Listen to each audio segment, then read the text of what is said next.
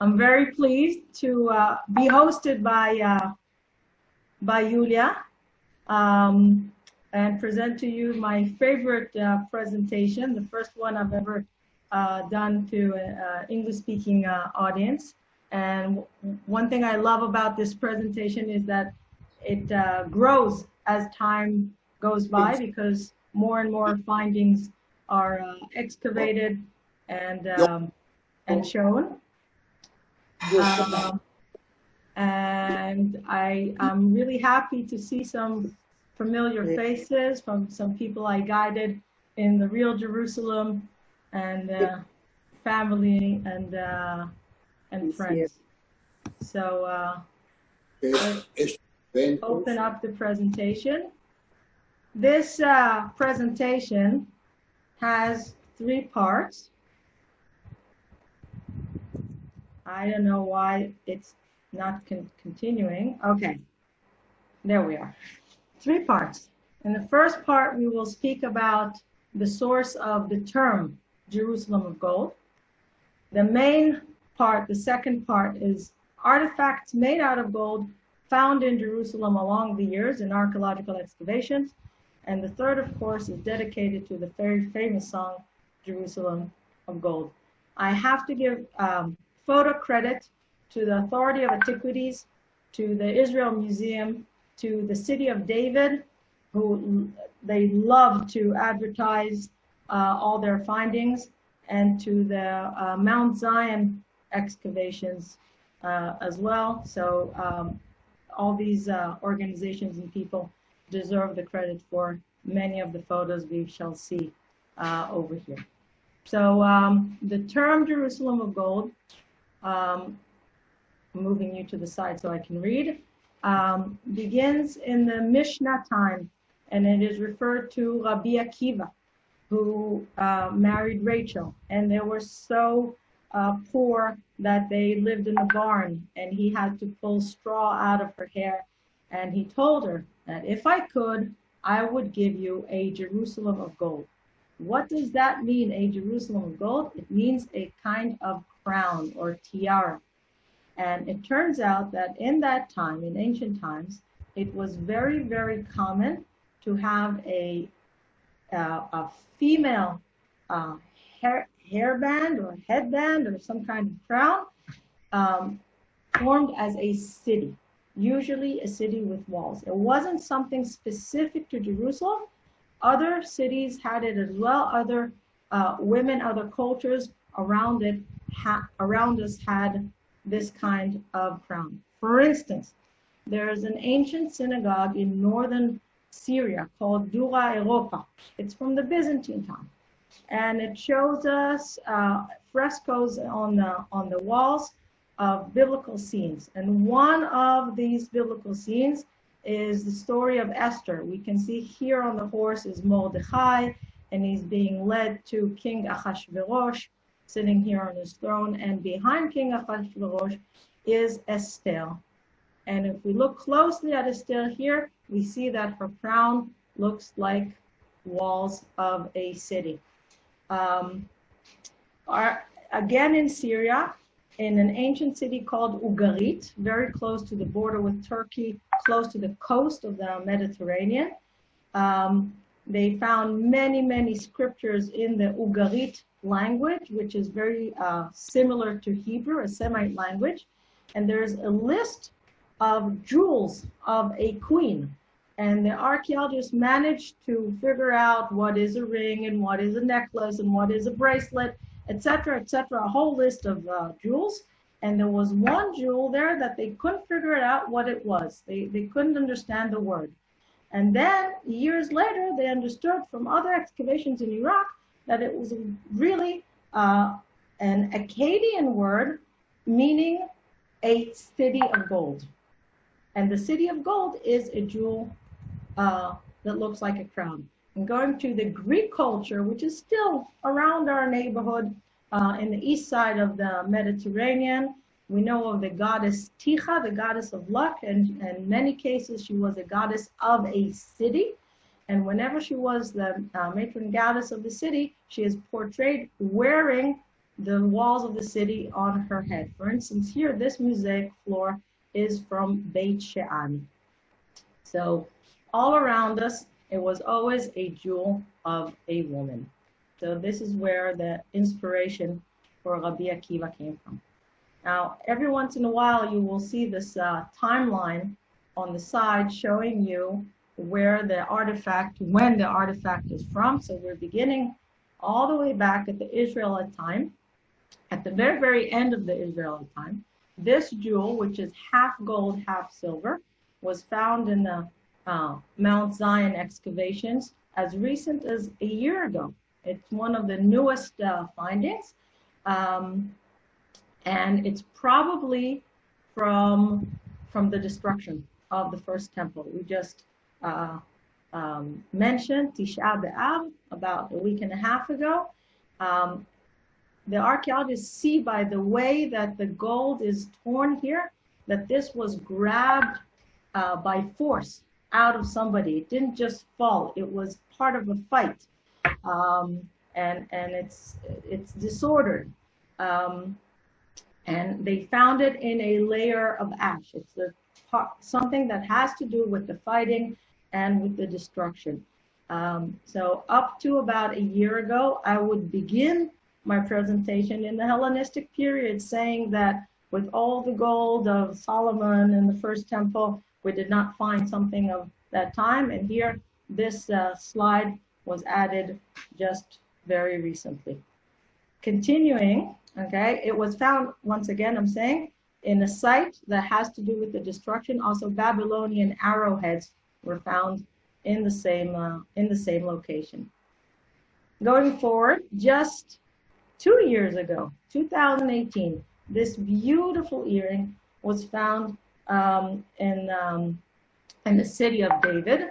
It is very, very tiny. It is less than 1 centimeter. And look how well it is done. Look at the technique of seeing the eyes and the eyebrows and all these little lines on the horns and the necklace and the mane.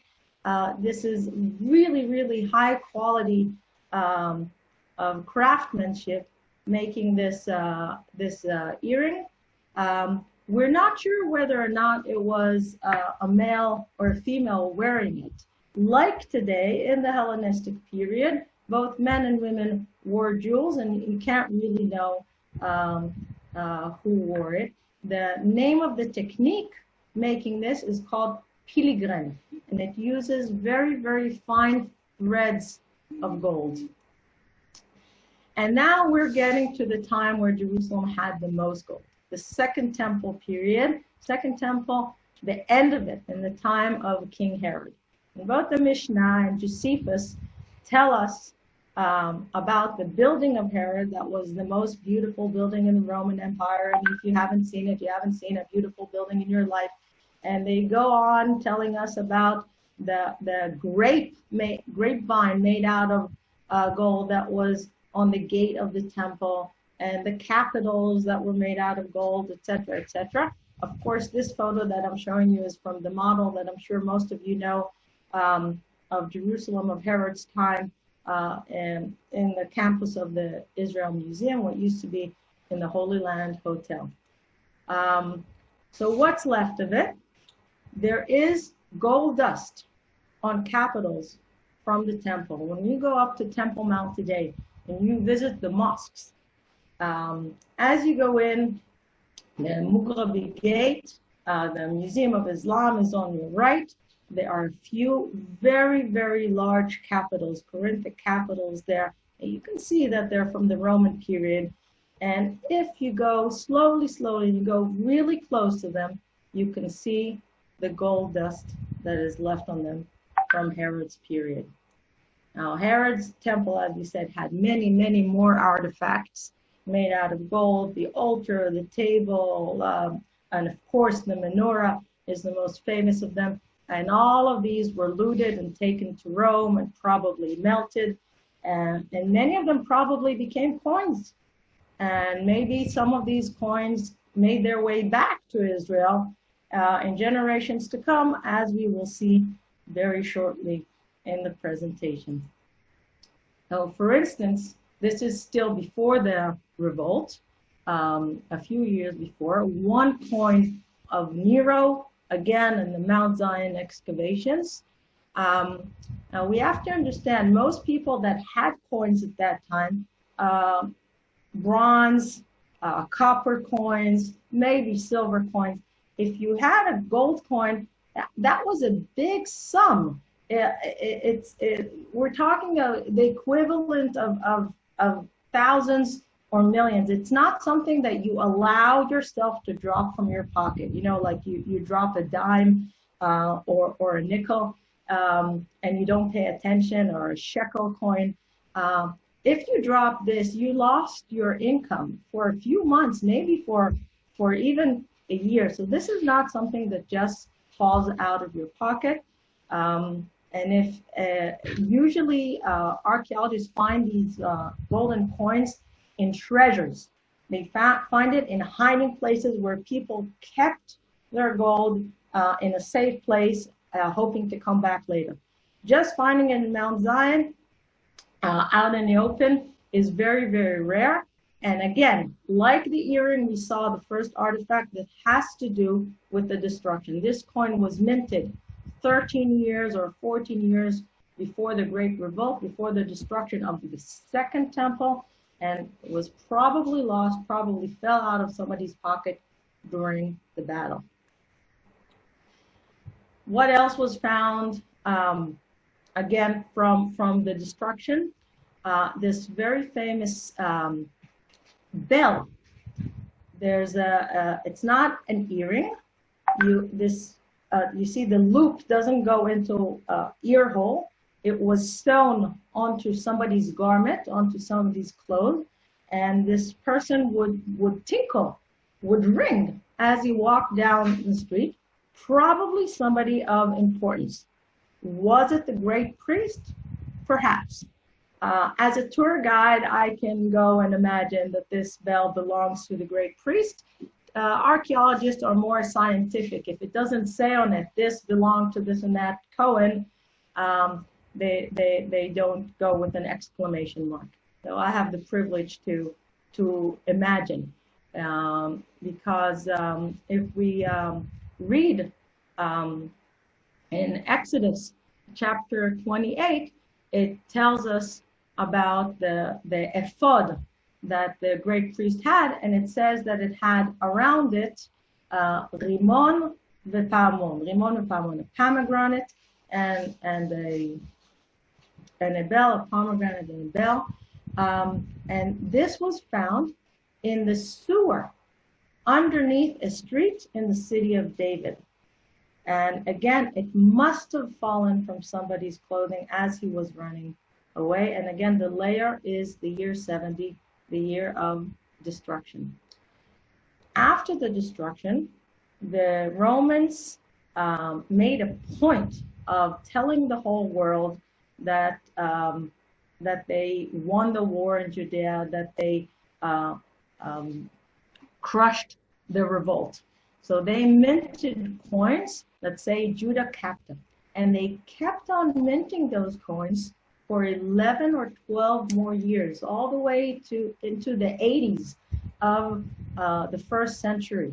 And these coins can be found all over the empire, all the way to London and Morocco and all around the Mediterranean, for their own political, inside Roman political reasons. They had to keep on minting these coins and tell everybody that they won the war. And since these coins went all around, some of them were also found in Jerusalem. We're open brackets here. 10 years after the state of Israel was established, symbolically the government minted a medal. It wasn't a coin, but a medal showing us that we have returned to the land. We went to exile, Galta Yehuda, and on the flip side of it, it says there's a decade to the freedom of Israel, Asor lecherut Israel, and instead of a woman crying under a palm tree, she is standing upright and reaping up the barley or the wheat of that year. So this was closing a circle from that. Going on to the later Roman period, again from the city of David, from the Giv'ati excavations, one of the places that yields the most amazing findings in the last 20 years. This amazing gold and emerald earring. What's beautiful about the city of David, somebody again is unmuted, I don't know who. Every time they find an earring or something of that sort, or the bell, they go on and making replicas. And they put them on sale on their shop. I have no business matter with them. I'm not making a cent out of it. I'm just saying that it's very beautiful to buy an earring that is identical or a copy of something that a Roman woman wore about 1800 years ago or so. This earring was actually found in a house in the Byzantine layer, but this is a kind of earring that goes on in a family for a few generations, and it can go on for decades or even a century. So archaeologists believe that the beginning of it, the creation of it, and the first user goes back to the Roman period, and it went on into the Byzantine period. And going into the Byzantine period, although the majority of Jerusalem at this time is Christian, here you see we're going up in our timeline here on the side, the majority is Christian. There is still, at least in the beginning of the Byzantine period, a big Jewish community. And what I'm showing you here is a treasure that was found on the southern wall excavations, just north of the city of David, on the other side of the street. And Eilat Mazar, the archaeologist, in the interviews, she said this is one of the most amazing findings she had. There's a treasure of coins, as you see here, and a few other artifacts.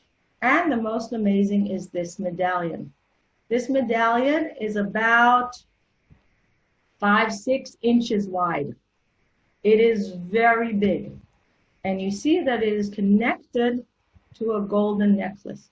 Now, this is not something that a regular person wears in the street. First of all, it's heavy. And you wouldn't want to be robbed. I mean, there's a lot of gold here. We talked before about one coin made out of gold. And this is the equivalent of 5, 6, 7 coins put together. So there are two suggestions, or two leading suggestions of archaeologists. One, that this was jewelry of a great priest or somebody of a very high status. And he would walk with this in ceremonies when he was walking through an audience with guards around him, making sure that he's not going to be robbed, or when a whole big audience sees him. Very similar, as you see today, Christian priests going with an enormous cross on their chest to ceremonies. This is very, very similar. And another suggestion that maybe this was an ornament on a Torah scroll, giving kavod la Torah, giving honor to the Torah by dressing it up. So this is a very, very exciting treasure. And like other treasures, as we will see soon, from the Byzantine time, it was hidden. It was put in a safe place, hoping to come back to it. And the owners, unfortunately for them, and very fortunately for the archaeologists and for us, couldn't come. The end of the Byzantine period is very violent. There's first Persian conquest, and then the Byzantine reconquer, and then comes the Muslim conquest. And as it is in archaeology, archaeologists love disasters. When people leave their homes peacefully, they pack everything, they check underneath the refrigerator, the bed, they sweep under the carpet, and they make sure to take everything. When there is an earthquake, a fire, a war, people run away, leaving their belongings behind, and these wait centuries for archaeologists to find them. And as it happens, as you see, at the end of the Byzantine period, many treasures were left. This is one of the most interesting treasures. Coins of the Byzantine emperor Phocas. Phocas was one before last Byzantine emperor in Israel. He is the first to have a beard. If you remember the picture of Nero we saw before, Nero was cleanly shaved. And all the emperors from Nero and all the way to Phocas were cleanly shaved. Now, coins showed exactly the face of the people. With no electronic media as we have today, this was the way to advertise himself. If somebody had a broken nose, you will see the broken nose in the coin. If somebody had some kind of mold or anything, you would see it. So people could recognize them in the street.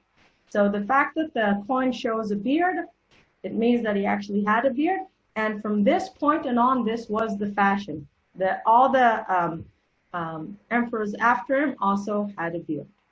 And this emperor is just before the Persian conquest of Jerusalem.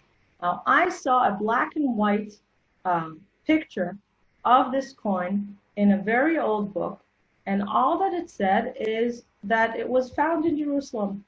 And I needed to do some archaeological excavations through Google until I managed to find where and when it was found. This was found at the Mamila excavations in the 1990s, before they made the commercial center that we know today, just west of Jaffa Gate. They started excavating there, and they found a whole area of Byzantine graveyard.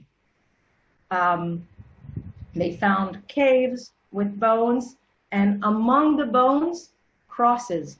And on the walls of the caves, crosses, and all kinds of other Byzantine coins, as you see here.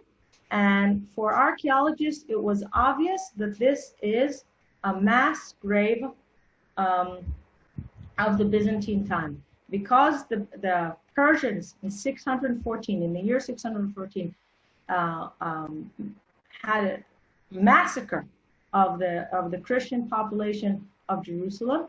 The people who survived had to bury everybody that they found quickly before there's a plague in 5 different burying grounds, and this was obviously one of them. But the Orthodox community in Jerusalem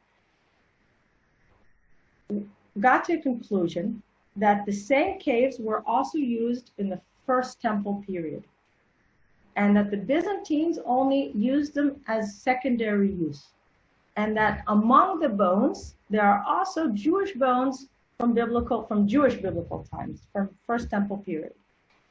And for them, the excavations there were against the Torah, against the Jewish law, and they demonstrated against it, and they damaged the excavations.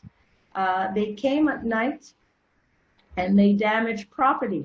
When the archaeologists came to the excavations, they came back to their car, all the wheels were punctured.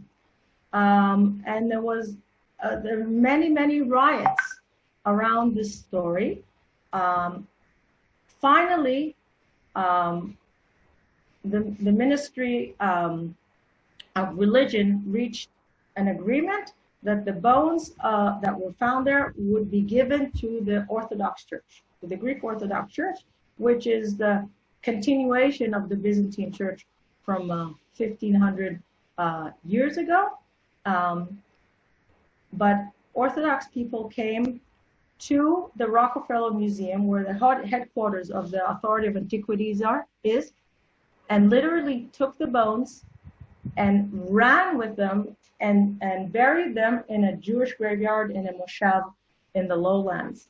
So this whole story was hushed, swept under the carpet, and is why it was so difficult to find information about this. What you see here is a pakashvil, is an ultra-Orthodox notice on the wall, a public bulletin board, calling the ultra-Orthodox not to quiet until the Jewish bones are returned to a Jewish grave.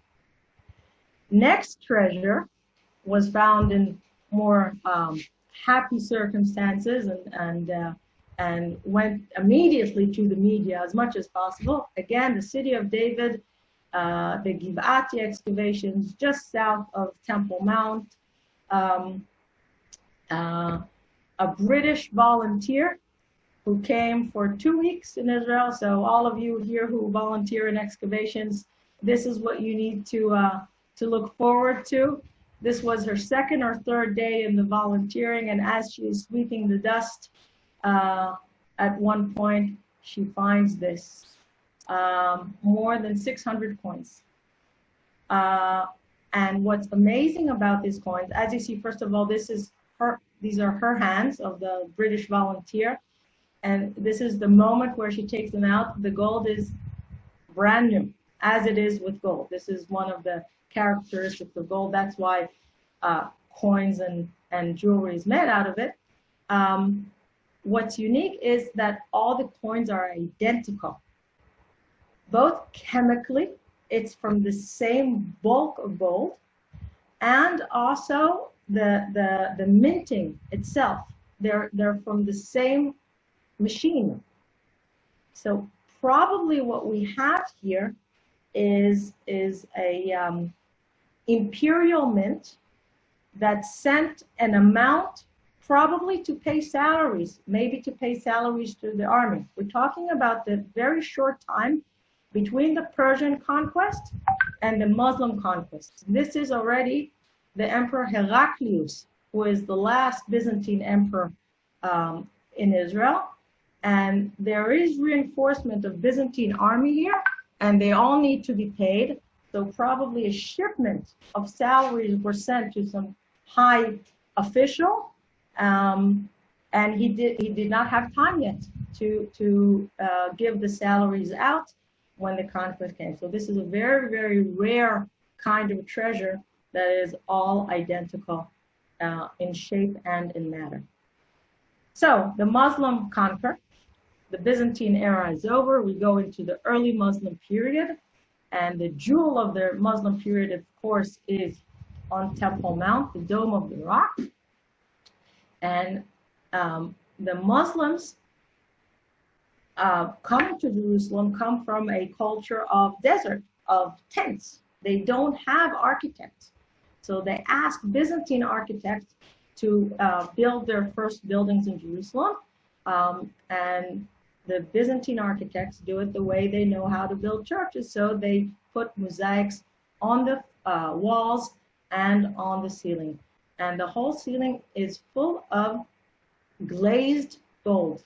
And many of these pieces were found in the sifting project because of Muslims today making renovations in Temple Mount and throwing out a lot of dirt and soil that has archaeological artifacts in them. There's a sifting project going along in the Mount of Olives, where we take this basically garbage and there's no there's less archaeological value because we don't have the stratus, we don't have the correct location. Among many other things, they also found little pieces of gilded glass that we know came from inside the Dome of the Rock. And those of us today who would like to enjoy it, most of us who are not Muslims cannot go into the Golden Dome today. This is the situation for the last 20 years. But right next to it is the Chain Dome. The Dome of the Chain, Kipat HaShalshelet, which is sort of like a miniature of it or a small replica of it. And if you go inside, again, you see the gold in the ceiling inside the dome. And from the same Muslim period, again, treasures are found having to do with tragedies and having to do with earthquakes and wars and so on. The end of the Muslim period was a very unquiet, unrested period.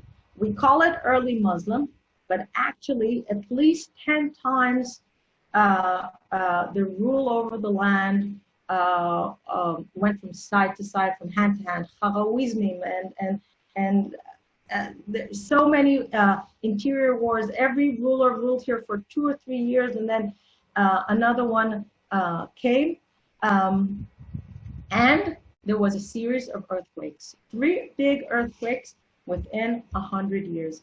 And from this period, treasures of gold are found in other places as well, in Tiberias, in Ramla, etc. All of these artifacts that we see here are from the southern wall excavations just south of Temple Mount. And another very, very new finding, again, a year ago from Mount Zion, this beautiful piece of jewelry that was probably some kind of pin or earring that you wore from your nose to your ear. If you look at Yemenites today or Moroccans, you see sometimes they have this beautiful earring connecting the nose to the ear. And look at these stones as well. A very, very beautiful piece that was found. Again, not something that you lose easily. It's just when you run away and this falls or is left behind.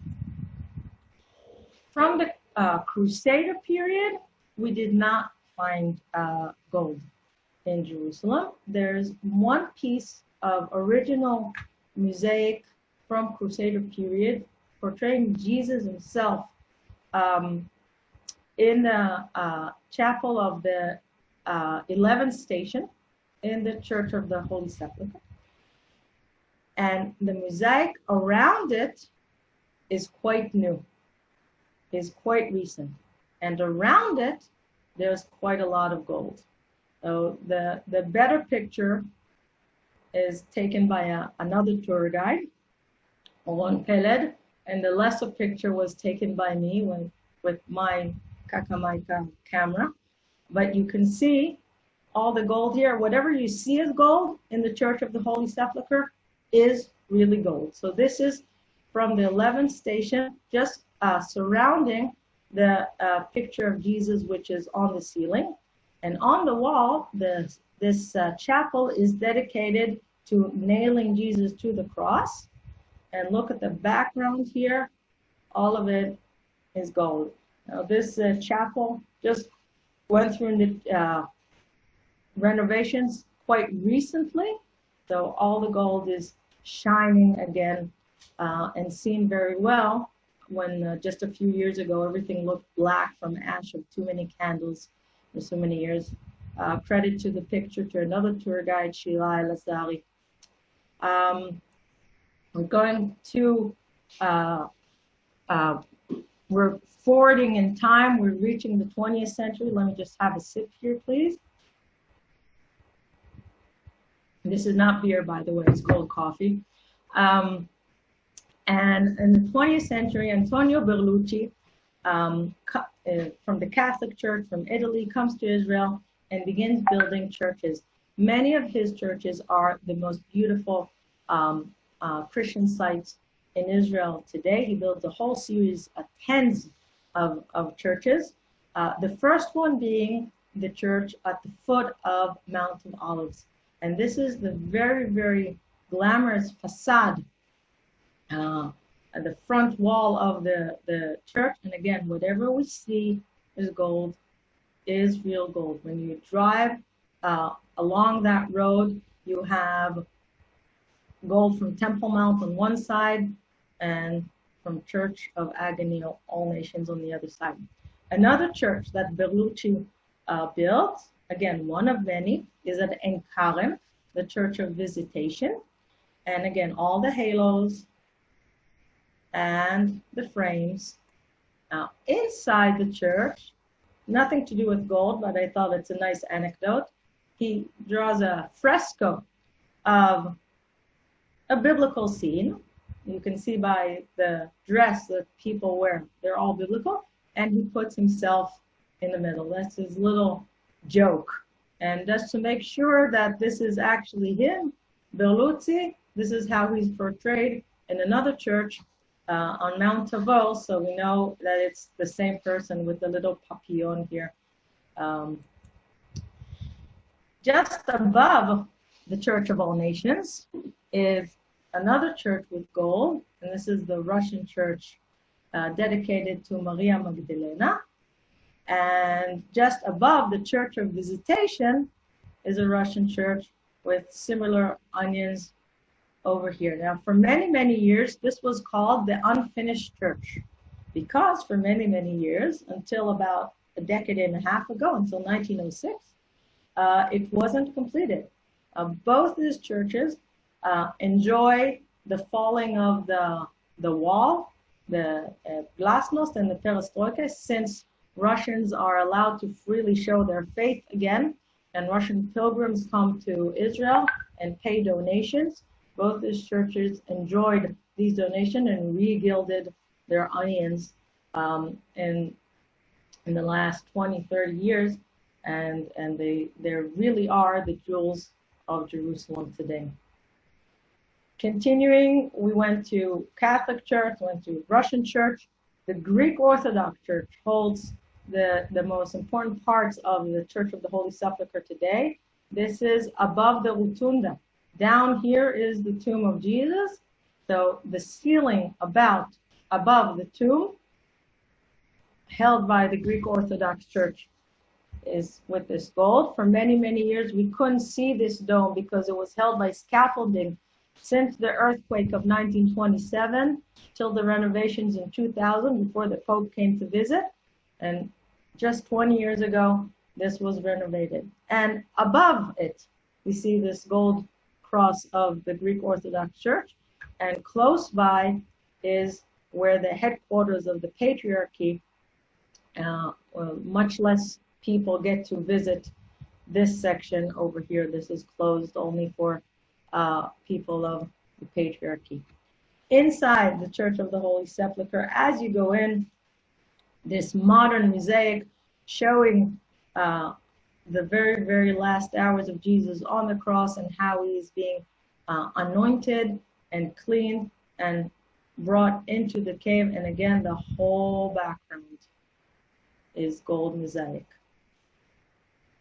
This is an interesting story. Stepping outside the Church of the Holy Sepulchre, going into the market of the Christian Quarter at the Moristan, one of the most interesting shops is Bilal's fabric shop. And among many, many different types of satin and silk and whatnot, all natural, nothing synthetic, nothing nylon. He also has threads that are made specially in Syria and have gold within them. Now, it takes weeks to make a 10-meter piece of this amazing fabric, and it costs thousands. And sometimes he has fabrics waiting in his shop for 10, 20, 30 years until the correct buyer comes. And the buyers are Christians and Jews and Muslims, and Christians of all denominations, and Jews from the most Orthodox communities. Their special holiday garments, their special status garments, they all buy from him. Now, how do you buy fabric from Syria when you live in Israel? That's quite complicated. He's one of the handful of people that used to have a permit to go to Syria twice a year in order to import it. He would go via Turkey, and after the peace treaty with Jordan, he would go via Jordan. Obviously, in the last few years, he cannot do it, and the supply that he has in his shop is from his shopping years ago. He's third generation in his in this shop, and he is already preparing his sons to have a fourth generation in this very, very unique shop. So definitely a place worth visiting after you go out of the, when you go around the Christian Quarter. We cannot speak about gold in Jerusalem without talking of the Golden Dome in Temple Mount. Now, this picture I like the most because two of these sites aligned. I think this is one of the most spectacular views of Jerusalem. The dome was gilded a few times in history. The building was built in the 7th century, and several times it was gilded, and many times they had to take off the gold because they had problems with it. What we see today is quite recent. It's from the 90s, and it's in this very special technique. There's 80 kilo of gold here, and it's spread very, very, very finely. Now, in order to buy these 80 kilos, this is about 160, 170 pounds, King Hussein, late King Hussein of Jordan, had to sell one of his houses in London. There's an argument about ownership and sovereignty on Temple Mount, whether it's Saudi Arabia or Jordan. Morocco has a say, the Palestinian Authority as well. One of the ways of showing authority, showing sovereignty, is renovating. So he wanted to make sure that it's purely Jordanian money. Nobody could say that it's anything else. And since it cost more than what the Jordanian treasure, the official treasure of the state could buy, so he sold one of his palaces, one of his apartments in London in order to buy the gold to do this. One of my favorite stories, the golden menorah that used to be, this is an old photo, in the Cardo. Now this belongs to the Temple Institute. Temple Institute is a Jewish body that is preparing for the third temple to come. Now, whether you join their hopes or not, whether you think the modern state of Israel is the third temple and we don't need to wait for any more, the way they reconstruct all the vessels and all the artifacts and items that were in the desert, in the temple is very, very interesting. So they have this museum in the Jewish Quarter with an ark and with an altar and with the vest, the ephod of the great priest, and many, many other artifacts. The jewel of the crown is, of course, the golden menorah. It's not purely gold. There's lead inside, and there's 40 kilo of gold covering it. But according to them and their research, it is according to halacha, and it's pure. But it's very, very heavy. This is hundreds of kilos. It weighs all together. And it has this glass pavilion. And the first place they situated was the Cardo. And then about 15 years ago, for Hanukkah, in a very big ceremony, they took it closer to Temple Mount. Now, I forgot about this coin just to show you that the menorah was probably a little simpler. We're not sure what it looked like. Okay, we know for sure it did not look like what is portrayed on the Titus Arch. We actually think that the artist there did not see the menorah, that he was told what it looks like. The coin was minted during the Hasmonean period, and whoever minted the coin probably did see the menorah, and probably had a base, a triangle base like this, and not so much like we see here that is similar to what we see in Titus Arch. But this is what the Temple Institute decided to do. The money was donated by a rich guy called Vadim Rabinovich. Okay, and as I said, with horns and trumpets and dancing and singing, they had a whole parade taking the menorah from the Cardo closer to Temple Mount. And For a few years, this is where it stood. And the people of the Temple Institute were saying that this was the first step east, and the next step is going to be to Temple Mount itself when the third temple arrives. And another thing that the people from Temple Institute say, that they really loved the situation of the menorah here. Again, their inner politics, because the way you take a photo of menorah, it's hiding the mosque. Okay, now when I took this picture, I did not read yet that piece of information. If I had known, I would take one more step to the left and make sure that the black dome is completely covered by the main stem here to show the point. So they really like the fact that when you look at the menorah at a certain angle, you don't see the mosque, and that went along with their political views.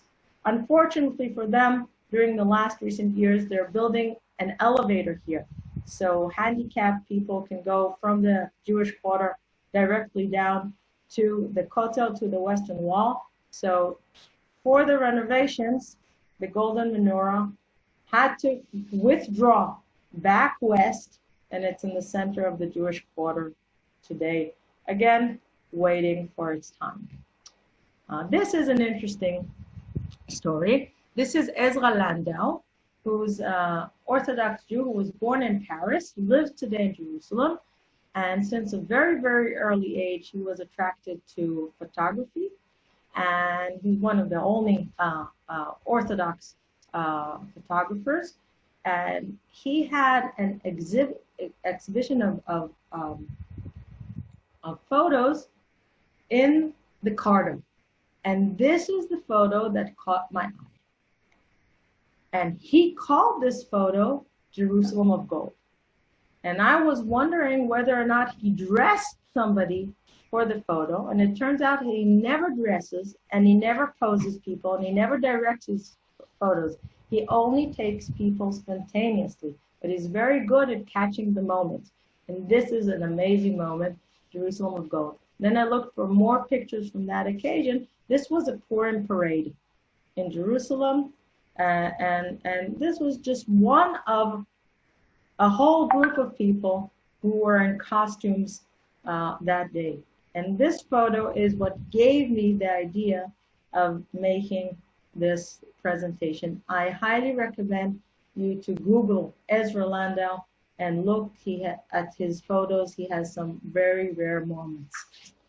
Going more into my world and Julia's world, the world of guiding, the world of nature and trails, Israel has an Israel Trail that goes all the way from the sources of the Jordan River, from the Dan Springs, all the way down to Eilat, to the border with Egypt. And it's about 800, 900 kilometers long, and it doesn't go into Jerusalem. It goes in the Judean hills. It reaches the Sataf and continues to Khandak and continues down to the Negev and does not go into Jerusalem. So at a certain point, combination of Nature Reserve Authority with other bodies decided that Jerusalem has to be connected to the Israel path, and they made a 30-kilometer path that goes into Jerusalem and back out again. So those hikers who are doing the Israel Trail can decide to add these 30 kilometers and still continue on their way. Now, how do you mark this path? Usually paths in Israel are marked with one of four colors: green, red, blue, or black, with two white stripes on the side.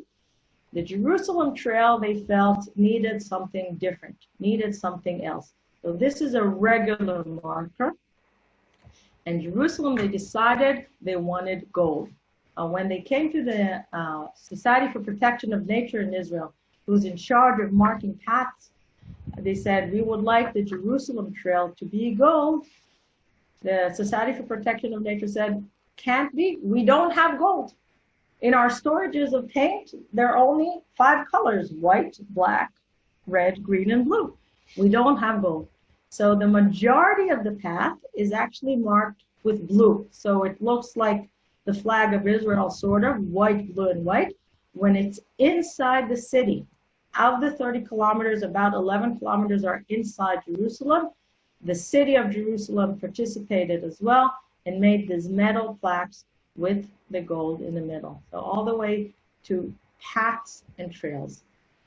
And we get to the last part of this presentation, the song Yerushalayim Shel Zahav.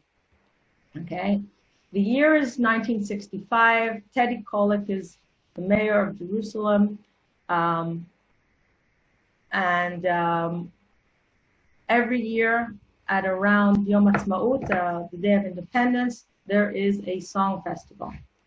And in 1967, he asks the musical manager of the festival to add one more song to the event, a song that is not part of the competition.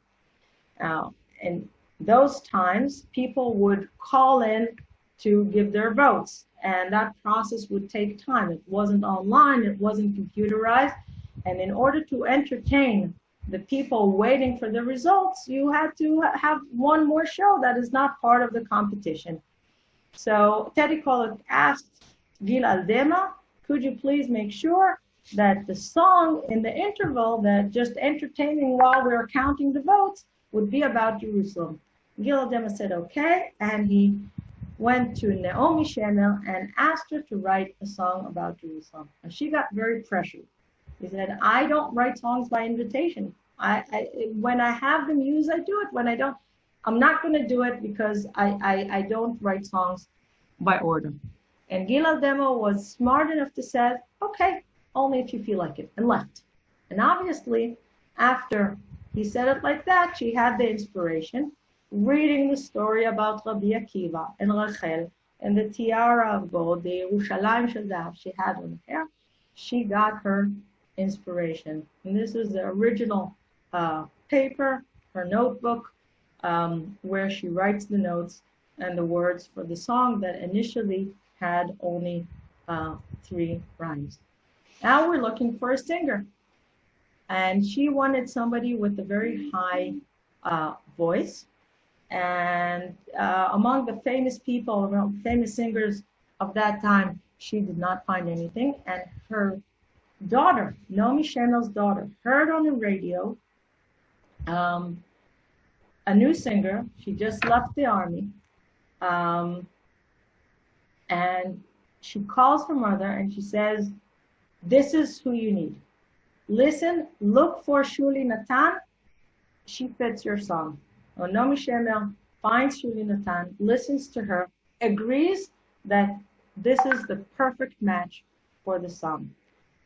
They come together back again to Gil Aldema and to Teddy Kollek and said, we have a song, we have a singer. Gil Aldema wasn't sure. He said he would like somebody more famous, somebody more known. And Naomi Shemel insisted, it's a package deal. If you want the song, it has to come with this specific singer. And that's the way it happened. Shuli Natan goes up on stage. The stage is empty. There's pictures of Jerusalem in the background on the screen. She's with her guitar and she sings, and the audience is silent. And she finishes the song and the audience is still silent.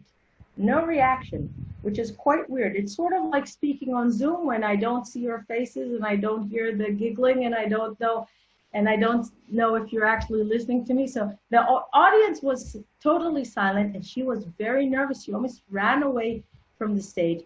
And then after a pause about a moment, which is forever if you have a fear on stage, suddenly they started clapping. And it started quite slow. And then it went on and on and on, like thunder roaring. And it continued to between 2.5 and 3 minutes, which is, again, very, very, very long for a standing ovation like that. And then they call her back to stage and say, sing it again. And this time she is not singing alone. The whole audience sings with her, at least the chorus, because It's quite easy. I'm sure all of you know the song.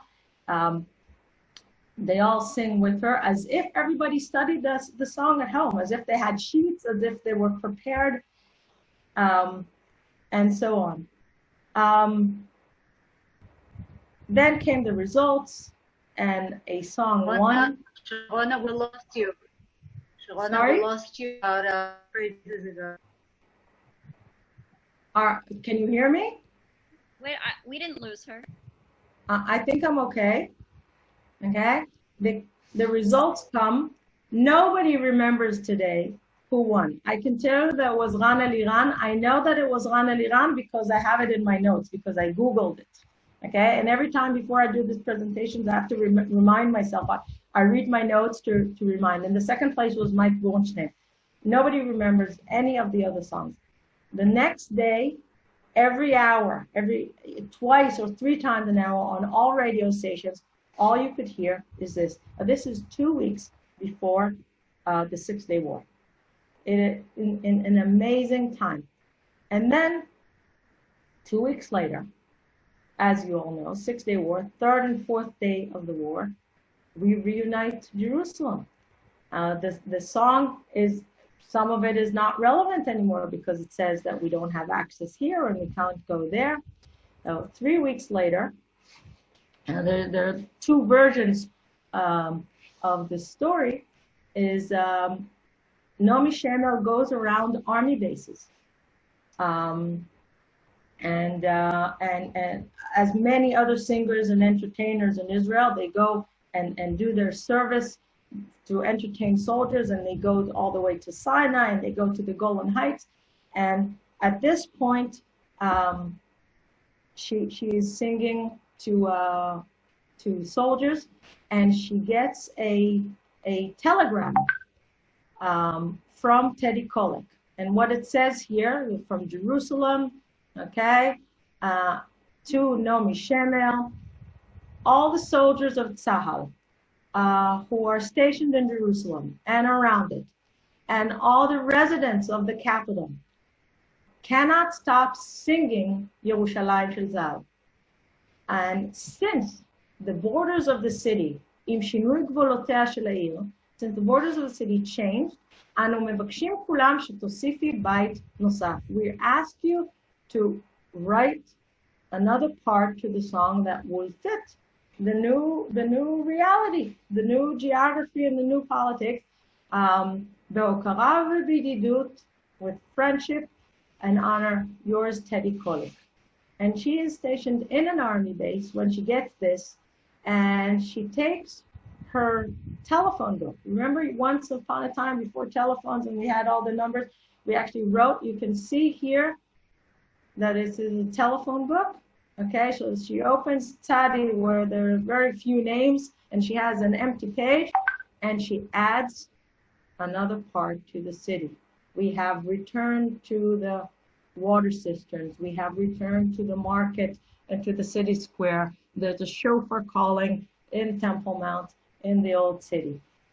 And she sings the songs to these soldiers, to these paratroopers. This is the first time anybody hears the 4th part of the song. And they cheer and they clap and they thank her and they hug her. And then she says to them, in Hebrew it sounds much better, she says to them, you changed the city. I only changed the song. Ani rak shiniti shir, atem shinitem ir. It sounds better. Now, I purposely took out the movies from this presentation because it's very difficult on Zoom to show the movies. There are always problems with the volume, with going back to the presentation. I really, really recommend, write down in Google, Shuli Natan, Yerushalayim Shel Zahav, Jerusalem of Gold, and see the original performance.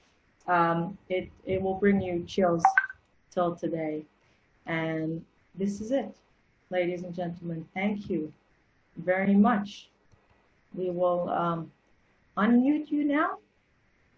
Sharona, I would like to thank you so much. It was a great presentation.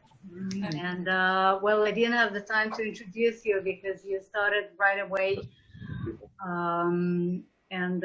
Well, just for all the participants to let you know that Sharona and myself are friends for over 20 years. We are colleagues and our kids are friends. And I hope you enjoyed the presentation. Barry and Carol Stein. We're soulmates. We're Yay. more than friends.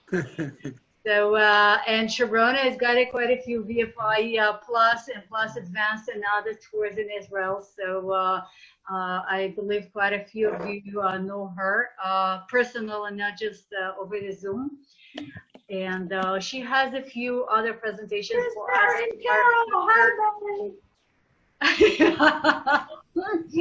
Okay, so you will see her again, and all her presentations are fascinating. Now, regarding the donations, you are welcome to donate to the PayPal account, which was on the first slide.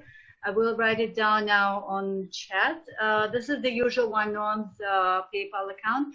So please, when you send donations to Sharona, please add a note saying that this is for Sharona, for Jerusalem Gold, whatever will make us identify it. And then the other option, yeah, here it is. And the other option is to send a check to Steve Watkin, who is with us here, and his address is on your Zoom link. So Sharona, thank you so much. There were a few questions along the way, so I let myself to answer. So you're welcome to review and make sure that I was correct. And then if you have more questions now, so please, you're welcome to address Sharona directly, either chat or talking, and she's for you to answer more questions. And thank you so much for coming once again. And I hope to see you all next Tuesday. We're gonna be in Latrun, otherwise known as Yad LaShirion, which is the most amazing, one of the best armor corps museums in the world. An amazing and very moving place in Israel. It is a tank museum, it is a memorial, it is a battlefield, it is a symbol, and there is more to it. So I'm looking forward to seeing you again this Tuesday, and be back to Sharona. I'm gonna mute myself.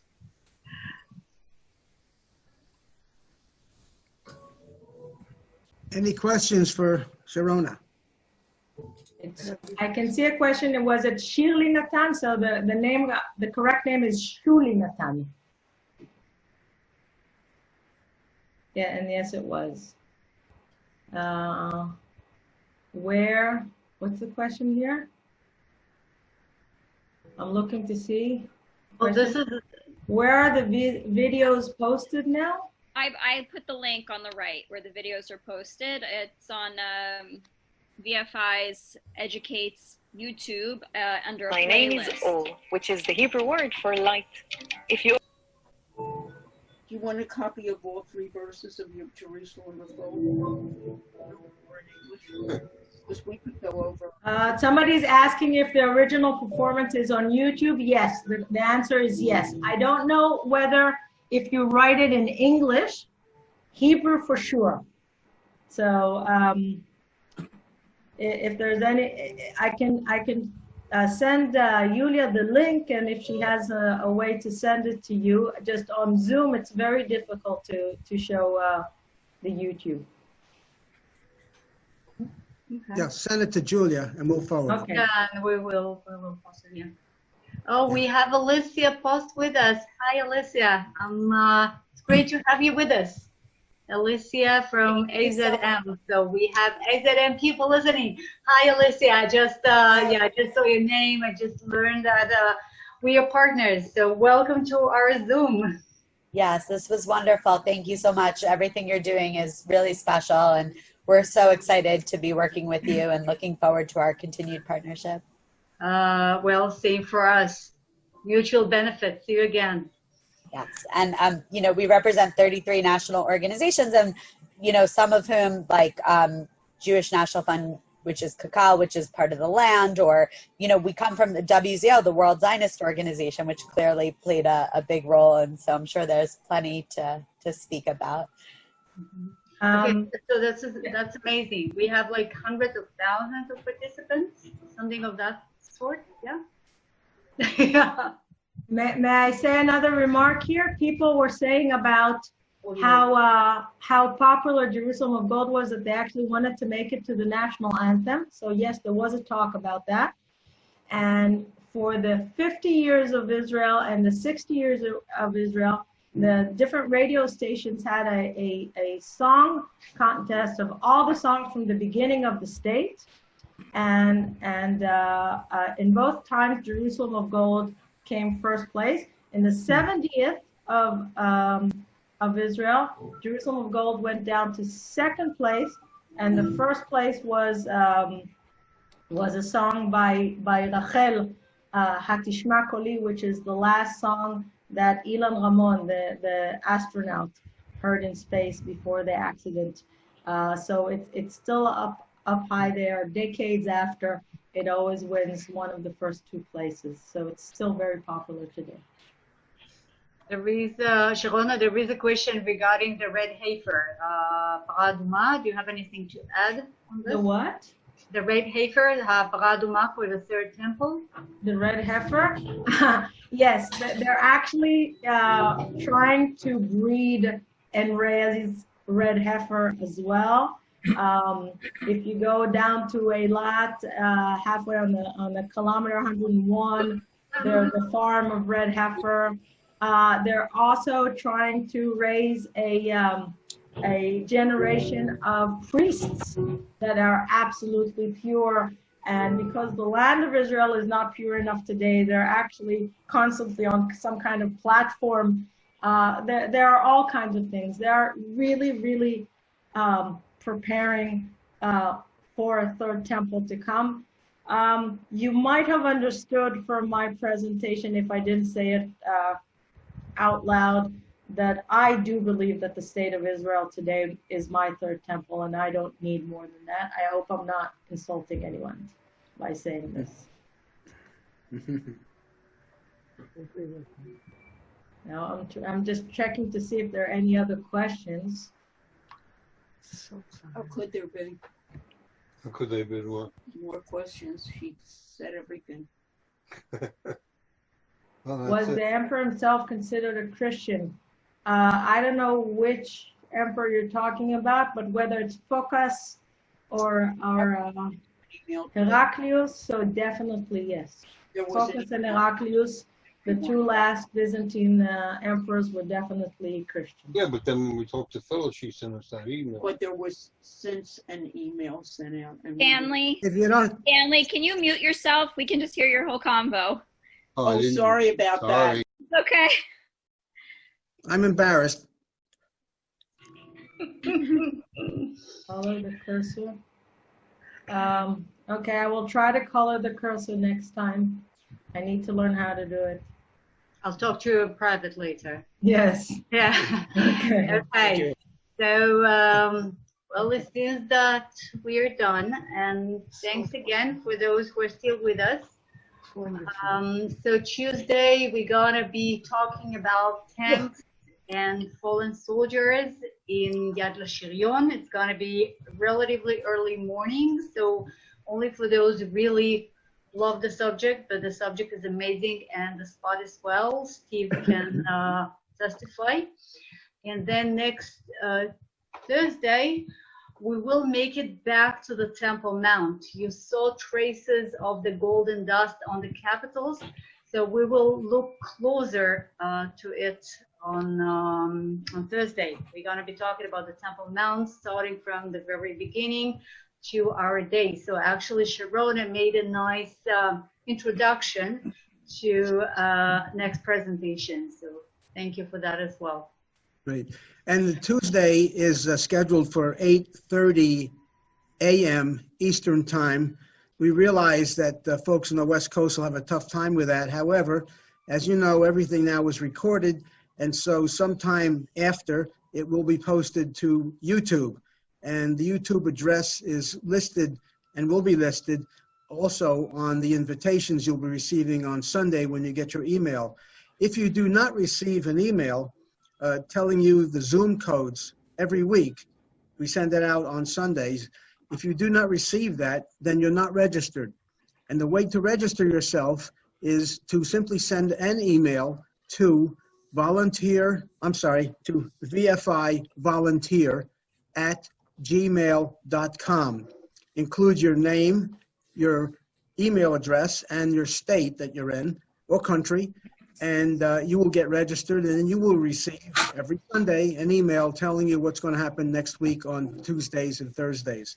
For those of you who may belong to organizations such as synagogues and such that might be interested in allowing their constituents to participate, send an email to that same address, vfivolunteer@gmail.com, indicating your organization and the contact point at your organization. And we have a special way to inform them so the information could be placed in the newsletters that everybody sends out. Any questions on VFI or Sarel or what's going on in Israel? I wish we knew what's going on in Israel. Yeah, okay. Well, we can tell you. Yeah, we can tell you. Well, I just wanted to make sure that people are not too angry that we make presentations so early in the morning, and that's only when we have no choice, like when we have opening hours. So next Tuesday, that's exactly the case, because the soldiers who guided tours at Yad LaShirion, they want to go home, and so the place is closed by 4:30 Israeli time, which is 9:30 a.m. for you Eastern time. So there's no way we can make it later. Whatever we can make later, so we definitely make later. All right. Well, I guess that's it. Thanks everyone for coming. Thank you for coming, Ilana. Thanks for being there as usual. You're always the first participant. You're just always here. I don't go anywhere. Thank you so much. Thank you so much. We really enjoyed it. Thank you. Great. Thanks. אני מפסיקה את ההקלטה עכשיו? כן. תודה רבה. יכול כבר קודם. אנחנו נחתוך את זה בעריכה.